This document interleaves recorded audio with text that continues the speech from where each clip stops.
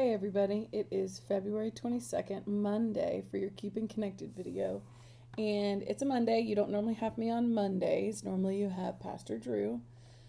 But he's just getting back to work after Malachi had surgery. Malachi's still in the hospital, but he's doing okay. And we thought, you know what it's like, that first day back to work. And so we decided to just switch days to give him a little bit of space. But I'm excited to be with you today, and we are kind of reflecting this week in our videos on Pastor Charlie's sermon from yesterday, the 21st. And if you haven't listened to it yet, you should pause this video. I guess you don't have to pause the video, but you should go watch it.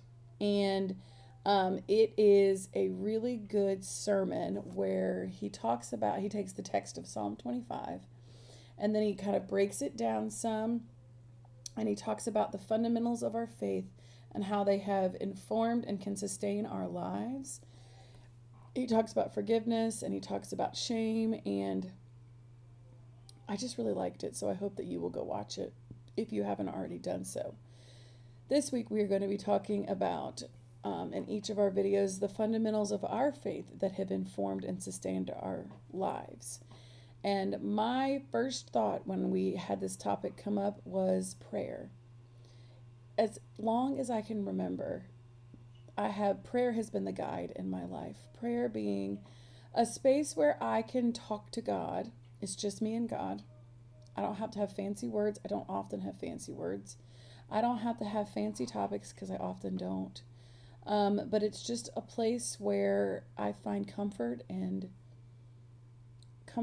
peace.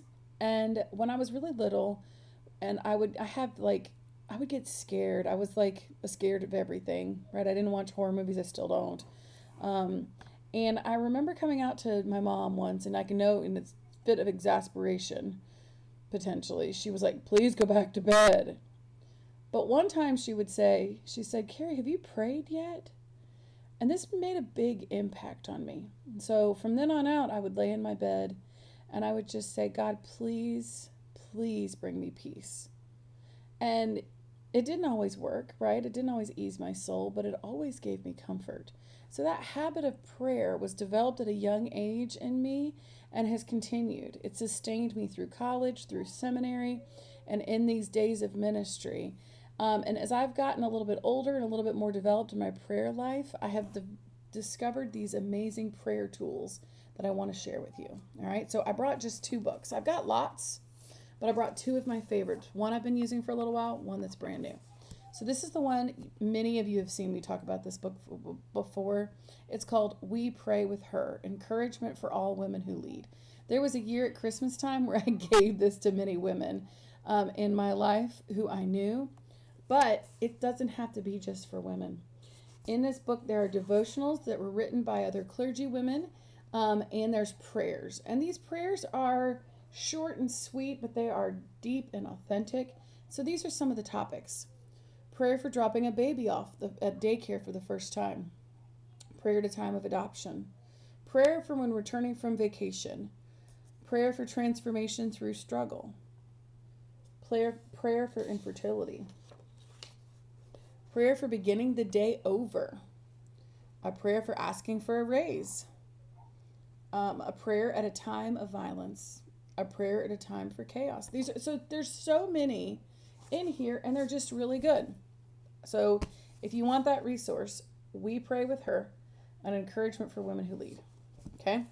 This is brand new to me. It's called Ash and Starlight, and it is prayers for chaos and the grace of daily life. I literally started it today. A friend of mine posted about it on Facebook, and I immediately went and bought it on Amazon, which I never do. But this one is really good so far, and I don't suspect that it will change. And the prayer style is similar. So it's got topics. The topics are prayers for guidance and transition, comfort and strength, seasons and liturgical times, prayers for trust, prayers when I need to do something scary, prayers when I'm unsure and doubting, prayers for, centering, confession, all these kinds of different prayers. I show these to you because I love them. And I find them really helpful.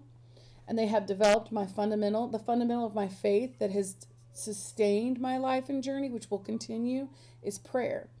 But as with anything, this changes. So the prayers of my young days have developed into prayers of my old days, and using other people's words helps. And I think it would help you too.